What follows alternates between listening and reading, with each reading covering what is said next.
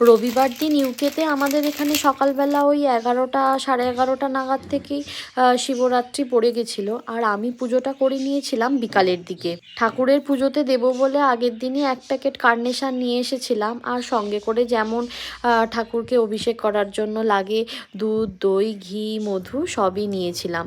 মনটা একটু খুঁতখুত করছিল যে বাজার থেকে কেনা ফুলই দিলাম, তো বাড়িতে তো একটাও গাছে সেরকম ফুল নেই, এখন তো শীতকাল। যাই হোক, বাগান থেকে ওই একটা ওই সাদা ফুল আর দুটো লাল ফুল হয়েছিল, সাদা ফুলটা তুলে এনেছি। এখানে তো আর আকন্দের মালা পাওয়া প্রায় দুষ্কর ব্যাপার, তো যাই হোক যেটুকু পাওয়া যায় তবু তো নিজের গাছের ফুল একটু দেওয়া হলো, সেটাই দিলাম। আর এখন ঠাকুরকে 5 রকম ফল দিয়ে সাজিয়ে দিচ্ছি। ওই ফলের মধ্যে ছিল কলা, কমলালেবু, আঙুর, প্লাম আর পেয়ার্স। আর মিষ্টি ভেবেছিলাম বাড়িতে তৈরি করব, সেটা আর করে উঠতে পারিনি। বাতাসা আর মিছরি দিয়েছি, কয়েক টুকরো কাঠবাদাম আর 4টে খেজুর।